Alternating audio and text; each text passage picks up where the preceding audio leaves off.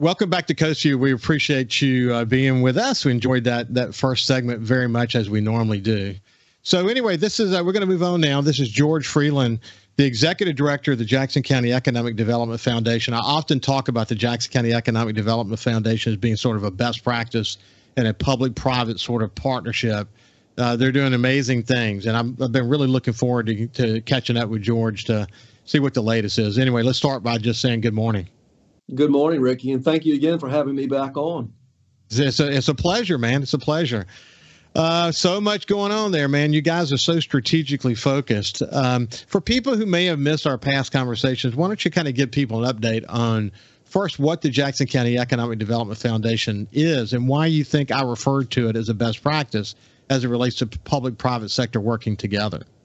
Yeah, so as we've discussed before, Ricky, as you know, the Economic Development Foundation in Jackson County is architected to be a full, complete, functioning public-private economic development partnership for economic development, right? So our governance includes mayors, boards of supervisors, port commissioners, but then that's augmented or supplemented with leading industries in the community, so that, as we like to explain it, the president of the Board of Supervisors sits at the same table with the refinery manager at Chevron and the president at Huntington Ingalls. And with that sort of composite behind us, when we couple that architecture with staff and management that bring decades of, by record, proven economic development success to the table, it's a powerful combination.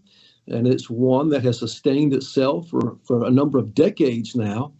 And because of that, as you and I have discussed, we have the ability, we have the wherewithal, we have the underwriting and the leadership to focus on things that are truly transformational to our economy, not just 6 months or a year out, but 5, 10, 15, and 20 years with that look over the horizon. Yeah, I've enjoyed our many, many conversations. Some of what you do is very tactical, helping companies achieve a specific short-term goal. And then sometimes it's about expansion efforts or even new companies that could take years to develop. And talked a little bit about that with Jamie Miller this week. His time at the MDA, we had an opportunity to reflect on his multitude of experience that led him to the Gulf Coast Business Council. And we had a chance to talk about what it takes to pull off a big economic development project. And, you're in the driver's seat. You see that on a regular basis. So you guys have always been eager, whether it's working with an existing company or whether it's working with a new company that may not pay dividends for many years. That's the point in working incredibly strategically all the time, always maximizing the opportunities you see in front of you and making Jackson County competitive. When you look at how, where you are today, give me kind of a report card on how you're doing. Oh my gosh, we can base the success of the organization and the community on a number of different variables. But let's just go to the data, right? I hear people say time and time again that we have to lean on what is the integrity of the data, and we're willing to do that. So if you do that, Ricky, we can claim, we can communicate, if not boast, over 3,000 to 4,000 new jobs created just in the last 36 months.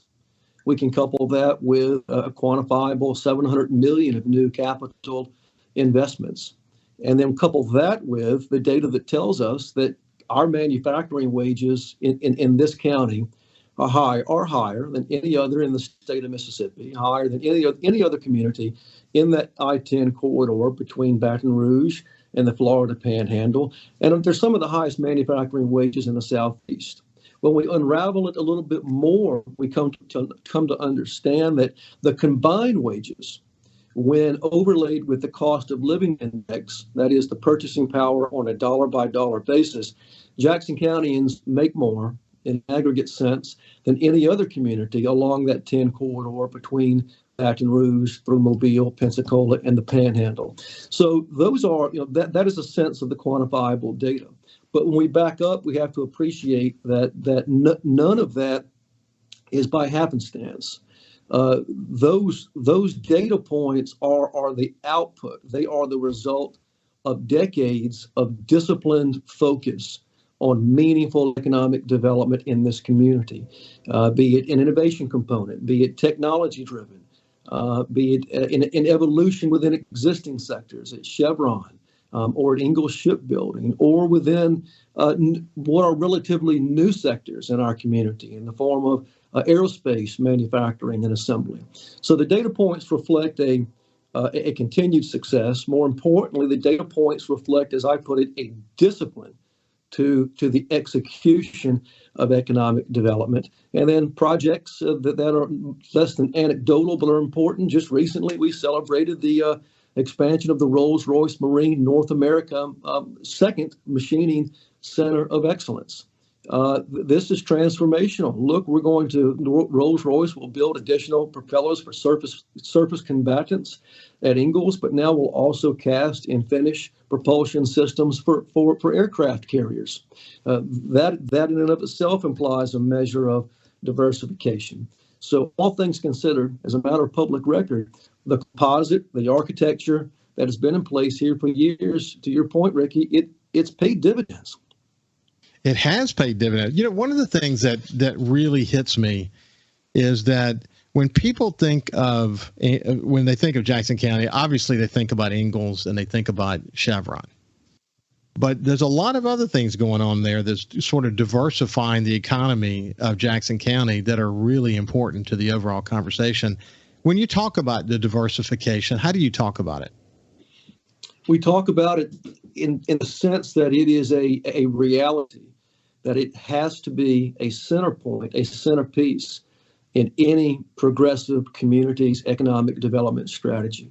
Look, our intention is that shipbuilding and petrochemical will always be that economic development backbone of this community, and that those two deep water channels that support those sectors will always be viable and again, drivers within our community. But we have to overlay the economy, the jobs, the value of jobs, and the innovation component in our community in a way that, again, we're constantly evolving as a population, as an economy. And we do that with aerospace, investments made at Trent Lott International by and through Restore Act and GCRF monies have positioned us for new growth there. I assure you that those investments are positioning us for enhanced growth within the unmanned systems. At our Sunplex Light Industrial Park, we've announced 3 projects in the last 3 years. One, Respirtech is an environmental remediation lab that has contracts throughout the European Union. The second is American Bait Works, which is actually a polymer injection company.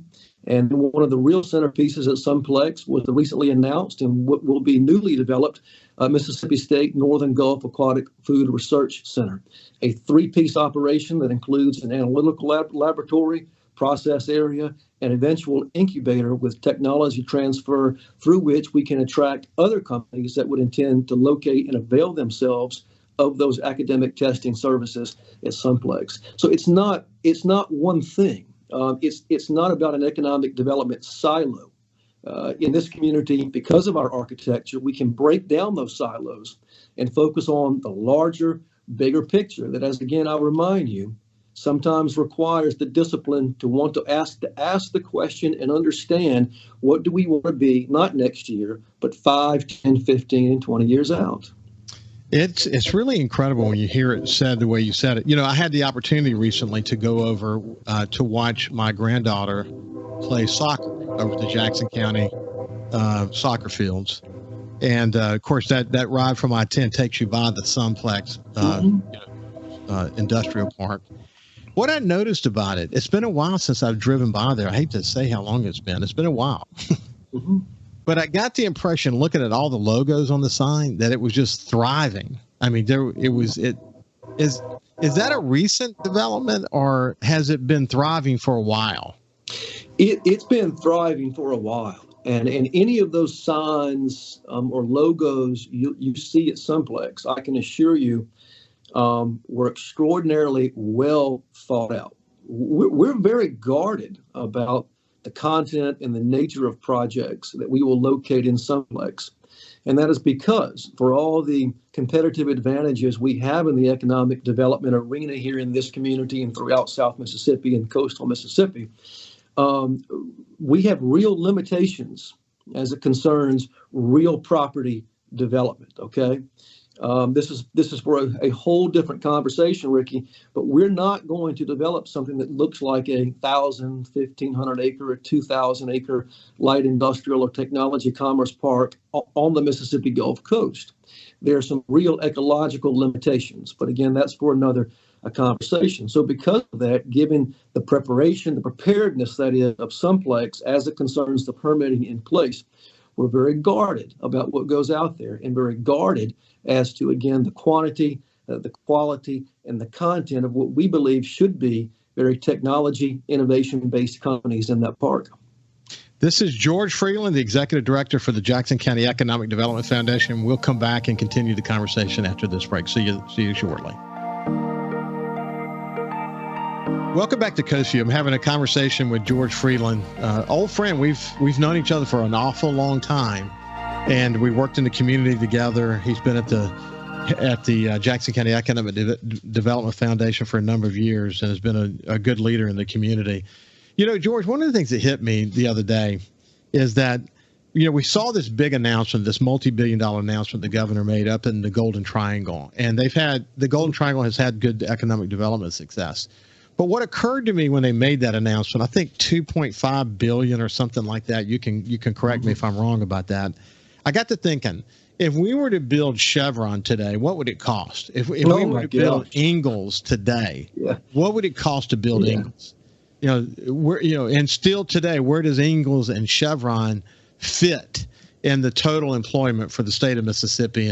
And then when you start looking at Jackson County as an economic entity, a major contributor in the coast of Mississippi, in terms of coast of Mississippi being this economic engine that drives the state, it's easy to forget about sort of where you are already. And if you were to sort of start from scratch, what would it take to rebuild what it is you got? Do you ever look at it from that point of view? Yeah, and more the point of view that I look at it, Ricky, is, and you mentioned the Golden Triangle, there's no doubt that the GTR has been successful within the context of what is their own economic development ecosystem, we call it. Their competitive advantages, their opportunities, and their ability to pursue opportunities are far different than ours are here. The Mississippi Economic Council did a piece on Jackson County's economic development ecosystem and our success as it concerns our own competitive advantages. And the fact of the matter is that as it concerns manufacturing, Jackson County's total gross domestic product is the highest in the state of Mississippi at close to $7 billion. Of that $7 billion, manufacturing makes up $3 billion of that $7 billion, over 43%. So in a continuous basis, or on that continuum, our manufacturing output exceeds any other area in the state. And again, GTR and Jackson County, I think, can both be held up as the models, if you will, for how to pursue meaningful, impactful, transformational manufacturing economic development in the state of Mississippi. You know, one of the things that, and you and I chatted about this before, but I think in this context, it's important to talk about it because it is, you talk about strategic opportunities. You talk about very specific strategic goals that Jackson County might have versus what the Golden Triangle might have or the Delta might have or so on. One of the things that I never will forget this, Chevis Sweatman and I flew up to Charlotte, North Carolina, back not long after we formed the Coast Chamber. And we were looking at a strategic planning process and what might that look like. And we spent some time with Michael Gallus, kind of a well-known planner. I don't know if you know Michael or not, but one of the things he did is he went up, Chevis and I are sitting there. He goes up, Michael Gallus goes up to a map of the United States. And then he comes to the coast and he says, okay, let me tell you how I look at this from a very macro level. First of all, do you have ports? Yes. Where are they? Strategically located. One in Pascagoula, one in Gulfport. Different roles, different positions. But at the end of the day, yeah, we have those. Okay. Now, where are those in relation to railroad capabilities? Where are those in relation to interstate highways? where is coastal Mississippi in terms of the rest of the United States and its access to both interstate highways and intercoastal and inland waterways? How does that work out? And what you come to the understanding when you go through an analysis like that is that coastal Mississippi is centrally located, number one, and I'll be interested to see how you talk about it. And the other is that the proximity to the coast and the access that creates for you, both through inland waterways and just having port capabilities, it's going to naturally attract a different kind of industrial customer just because of that. Ingalls, obviously, a great example of that. Chevron, another great example of that. They wouldn't be able to get either one of those at the Golden Triangle. But talk about the strategic value of being this coastal area and having our coastal area so uniquely positioned in America. Yeah, so the reality of it is that many of our opportunities have a basis that is in terms of our marine connectivity, either deep water or shallow draft barge access. You're exactly right about that. And so part of what is unique to our ecosystem and part of the challenge on us is to make sure that we're always leveraging, as it concerns tier one suppliers and vendors, investment connected to those OEMs. Look, we hear it all the time, don't we? Let's go attract a tier one or tier two supplier to the auto manufacturer or the auto OEM. Well, that's very much a part of our strategy here. And so when we have a number of examples of those, look, Rolls-Royce Marine North America is a tier one supplier to the OEM that is Ingalls. Precision Products, based in Moss Point, is a supplier to the OEM Ingalls. We have other joiners in the form of, for instance, Jamestown Metal that we expanded here recently. And so focusing on all of those opportunities and sectors that are unique fundamentally to the marine economy is central to what we do here. But again, to other surface transportation assets in this community, we have to be mindful again of that need to diversify the economy. And again, I speak again to aerospace, aviation, unmanned systems, and the fact that in terms of innovation, those sectors really represent a not futuristic, but an opportunity to continue to grow and expand the employment base in this community and in the entire Gulf Coast region. Well, one of those is one of those key areas. Obviously, Ingalls. When we think about Ingalls, we think about shipbuilding for sure. But you think about other shipbuilding capacity that's happening in Jackson County. Bollinger's recent acquisition is incredibly important to the future of Jackson County. Why don't you talk about why that's significant, what it means, the companies that it bought, et cetera? Well, between Bollinger, the purchaser of VT Halter Marine, and Ingalls and Northrop Grumman, the processes that they undertake, we have to remind ourselves, aren't just important to Jackson County, Mississippi. They aren't just important to the state of Mississippi. They're overwhelmingly important to our country and to our national security interest. So between the surface combatants and the Coast Guard cutters being completed at Ingalls to high altitude unmanned systems at Northrop or the F-35 fighter jet subassemblies that are manufactured at Northrop, and now to the polar security cutter, the icebreaker that is being manufactured at Halter, soon to be Bollinger. Things that occur in this community are important to our collective natural interest. The story at Bollinger locally and as it concerns the state is one of, again, understanding and having the discipline to make long-term transformational investments.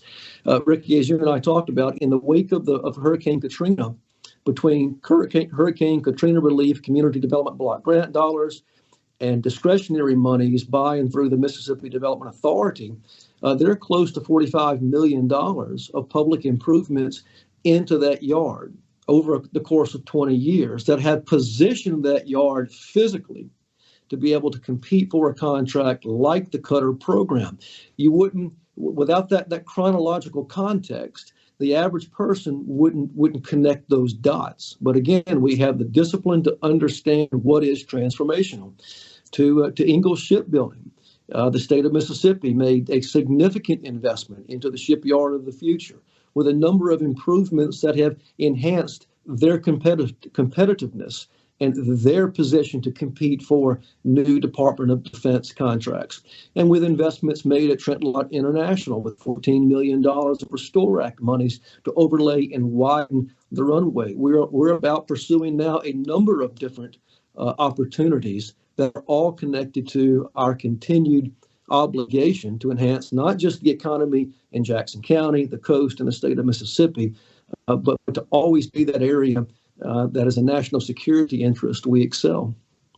Well, George, you and I both know this. We're not going to see new shipyards built in America. I mean, it's very unlikely that, certainly to the scale of Ingalls. And as most people really can't appreciate what you said about America's national defense, the role that Ingalls is playing around the world today, it's truly remarkable and it's important. And I would say it's even more important today because we've gone from sort of the war in the Middle East, and now we're watching Russia do what it's doing. We're worried about what China's doing with what it's doing. In each of those cases, the Navy plays a key role. And I think people are a lot more focused now on we cannot take our defense for granted. We need to be able to continue to have the top military in the world and the sophisticated tools that we're building in ships and aircraft and so on, the weapon systems that we're building, going to continue to be important. And Jackson County is sort of at the epicenter of all of that. When we come back, we can continue that part of the conversation when we get back. See you after this. Welcome back to Coast Vue. I have my friend George Freeland, Executive Director for the Jackson County Economic Development Foundation, and someone I really enjoy visiting with. And of course, when we talk, George, I'm always reminded that we shouldn't take so long to get together. And you and I have a plan where we're gonna get together more often and talk about some of the key components of success. And I look forward to sort of developing that plan with you. It's going to be really terrific. Sure. Hey, listen, before we shift gears away from, because I want to go to workforce and some of the other elements of success as we go forward, I want to make sure that we don't leave the notion of what's happening, sort of this unrest and this sense of we don't know what China's going to do next. We don't know what Russia's going to do next. We've got this, this issue of Iran and so on. That, I would say that it really bodes well for the long-term viability of Ingalls. But when you talk about it inside your circles, how do y'all talk about it? Yeah, look, absolutely it bodes well for Ingalls. That being said, as we remind ourselves often around here, complacency is not an option. We can never assume that Ingalls is necessarily going to secure any contract. As a community, we have to constantly lean into that proposition. That's why on whatever level or scale it might be it a smaller vendor to the OEM, or be it Chevron, or be it Ingalls, or be it what is soon to be a Bollinger Marine, as a community, we have to lean into our part of the deal, which is that public-private partnership. And so we have to have policies at the local level, be them in terms of how we incentivize contracts and new development and job creation and capital expenditure. We have to all do that in a way that we constantly prepare the environment and that we constantly sustain a business environment conducive to new investment and job creation, be it Ingalls, be it petrochemical, be it Chevron, or be it the litany of other manufacturing and advanced manufacturing interests that we have in this community. Listen, you said that well. And before we shift gears, I want to make sure we don't miss this point too. I had the opportunity to visit with a young man by the name of Austin Golding. His family owns Golding Barge Lines, and they do business with Chevron, and they move petrochemical equipments and inland waterways across the United States. He's got a great view of the energy sector and the problems that we're having with America's sort of bifurcated energy policy. We're not thinking strategically, truly strategically, when we think about our energy policy. But when he talks about Chevron, He says it's the most strategically important refinery in the United States. And we see that over and over again. We cannot overestimate how important Chevron is to America and to the economic sort of vitality we have here in coastal Mississippi, can we? No, we can't. And it's sort of a segue from that same point as it concerns shipbuilding's role or position as it concerns national security. Chevron is no less important in the national security equation. I mean, look, let's hear ourselves say it out loud. Here in Pascagoula, on the Bayou Casat Deepwater Channel, is Chevron's largest wholly owned refinery. Let's say that again. Their largest wholly owned refinery. And aside from refining crude and the relatively new product line, that is the base oil industrial lubricant, and while at the same time, I am not licensed by Chevron to speak on this next point, but the fact of the matter is renewables are going to be a reality, Ricky. They're a reality now. And so where we end up 10, 20, 30 years down the road as it concerns renewables is a $1 trillion question. And my sense is, again, not having that license to speak on that company's behalf, that Chevron is going to be riding that wave. They are going to be a leader in the sector as it concerns renewables. That can only play to the benefit of this economy. But again, complacency is not an option, and we're not taking anything for granted. Yeah, you said, hey, actually, you see, in my conversation with Austin, he's quick to point out that you're not going to see, because first of all, there's no incentive to do this. We really need in America a couple of more refineries. That's the reality. But we're not going to see any new refineries. And in fact, we're taking refinery capacity offline. And so he says if we take some of that refinery capacity that's been taken offline and bring it back online, it's not going to be doing gas. It's going to be doing other things. And you're seeing, whether it was BP or Chevron or you name the company, a lot of their strategic efforts these days are not in traditional energy policy. It is in renewable. And so that's why I believe that what you're saying is true. I think, we're going to have a place for oil and gas in this country for 20, 30, 40 more years. There has to be, whether the pendulum keeps swinging because of these different Republicans in and then the Democrats in, the pendulum swinging. We can't get sort of this rational energy policy that's going to take us out 30 years. But the reality is, if you look at it, refinery capacity is going to be here, and you're going to see eventually the lines are going to meet up where renewables meet and start to pass up sort of the traditional energy approach. But that's a long way out into the future. And since we're not building new refinery capacity, that means that Chevron Refinery here in coastal Mississippi is going to continue to be, for many, many, many years in the future, one of the most important refinery in the United States. It is strategically important.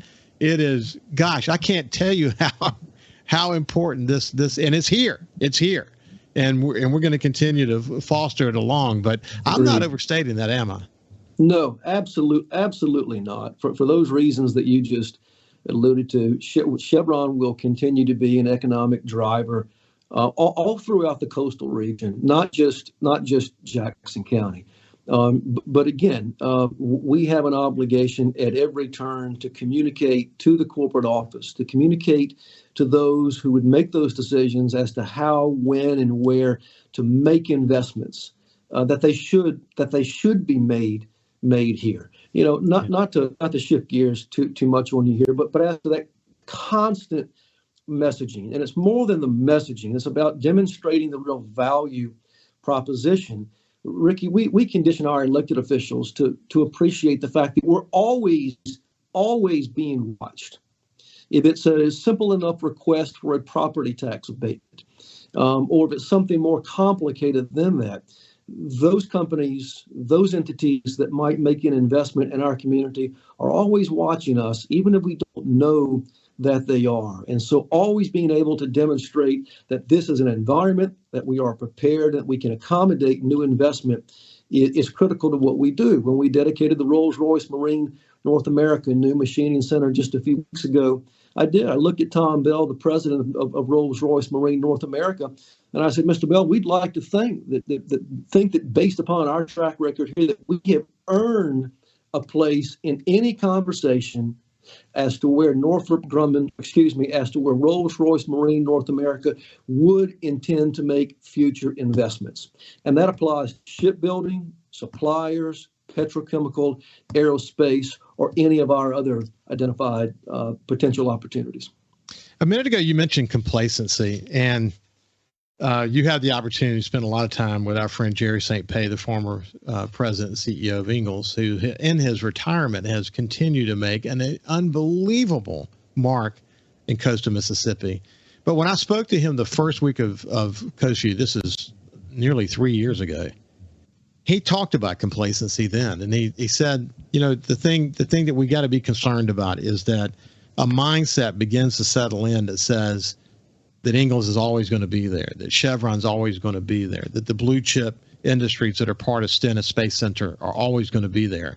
We can't take that point of view. If we take that point of view, we will probably fail if we do. I actually ended up pulling a segment for that. When I did the keynote for the One Coast Award this year, I did a little video, and I have actually pulled that. I made a note of it when he said it, and I went back to it, and we pulled that segment out, and we had that be part of that video. And I went on to say that the three things that we got to watch out for. Number one is we have to fight any successful community is going to have sort of this gravity toward complacency. You got to fight it. Companies fight that too. The moment you believe you've arrived is the day you start going backwards. That's just the way it is. That's number one. Second, we have to fight this notion around status quo. It's somewhat related to complacency, but it's very specific. And there are a lot of people who want to protect the status quo. For us to go where we need to go, in other words, take advantage of the strategic opportunities in front of us, we cannot always do things the way we've always done them. We have to be willing to fight the status quo and move the community forward. And then lastly, we got to be focused on bringing leaders to the table who get it. And I think one of the things that you guys have done at the Jackson County Economic Development Foundation is, and why I call it a best practice for public-private partnerships, is this, that when you're communicating, the public sector and the private sector are communicating around those goals, fighting the status quo, not taking things for granted, fighting complacency. It's easier to get on the same page about things. And so what we're going to do when we come back, I want you to respond to what I just talked about, because that's the key to success. And you guys are doggedly determined not to let those things be variables in your overall conversations about the future. When we come back, we'll continue the conversation with George Freeland from the Jackson County Economic Development Foundation. Welcome back to Coast Vue. I'm enjoying my visit with George Freeland. We always end up getting into the keys to success, as we go forward. What are the keys to success? And as I talked about before we went to break, the message that I had to the One Coast Awards, we got to fight complacency. We got to fight those who want to protect the status quo. And we have to be always focused on aligning leadership and getting leaders that get it. And that takes a lot of effort, man, a lot of aligning, a lot of communication, bringing people into the fold. I mean, it can never be taken for granted. Leadership development is really important, and it comes in a bunch of different forms. But when you think about those three, kind of challenges, George, what goes through your mind? You went straight to the one-word description of it during the break: alignment, alignment, alignment. Ricky, here's the thing: we can never be confused about what economic development really is. We can describe it in a number of different ways. We can attach different definitions to it, with that being creating wealth in a community, or we can put a number of different spins on what the intended outcomes are. But let's never be confused. It is a competition. Other communities want what we have.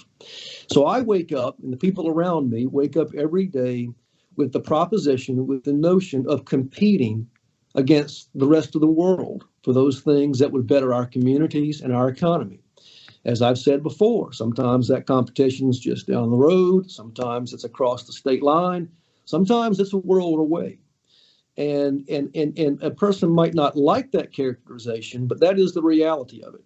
And so to compete, we have to have a full and complete alignment of all public and private sector interest in a community. We have to know when to get out of our own way.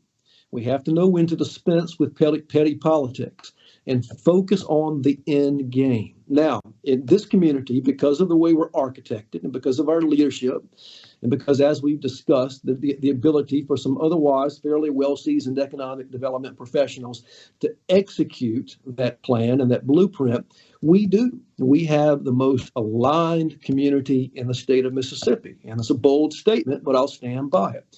Two things, again, I go back to the Rolls-Royce event. I stood in front of a front row of all Jackson County's state delegation members, our Senate and our House members who were instrumental in pushing GCRF monies into that expansion. And let me remind you that expansion included a number of workforce development components. You and I are going to have we're going to have many more conversations on workforce development, so I won't linger on that now. But I made the comment. I said ours is the most economic development minded delegation in the state of Mississippi. That's just a fact. It's just a matter of public record. I stood before the Board of Supervisors on Monday of this week as they entered into a resolution recognizing and taking up what is now National Apprenticeship Week and recognizing that. And I made the comment to them that you are the most economic development minded Board of Supervisors in the state of Mississippi. Those aren't political statements. It's not my job to campaign. As a matter of fact, as a 501c3, I'm prohibited from campaigning. I'm making factual statements, and those statements are based on a process that you've described and you've recognized, which is to constantly, not in one meeting, not in one presentation, not with one email, but a process of constantly engaging all facets of public and private sector leadership in this community in a way that it understands what the challenges are and it understands what the opportunities are, and it has the architecture and we have the backing to go out and pursue those opportunities. People like myself and Mary Martha Henson are happy to ride that steed over the hill, but man, we've got to know that the cavalry is there with us. And that's what separates us apart. It separates us apart from the competition. So as I say again, let's not be confused. It is very much a competition. And listen, George, you said it really well about where the competition is coming from. In some cases, it's even global. When I gave the speech about status quo and leadership and complacency being challenges at the One Coast Award, what I said is that those who compete against us, they literally pray for our complacency. Because a lot of successful communities do get a little fat and happy, and they aren't focused strategically. They aren't acting like there are really true present dangers. One of the points that Jamie Miller made the other day in his time at MDA, what he remembers is the CEOs are smart as hell about things these days. They're not that they ever weren't, but they certainly are. The CFOs are really smart. And they know how to crunch the numbers and find out where is a good place for them to place their bets. And under that sort of really, really rigorous process, you got to stand out, and you got to be able to stand up for your community. And if you're not aligned, buddy, they will skip you so fast it will make your head spin, won't they?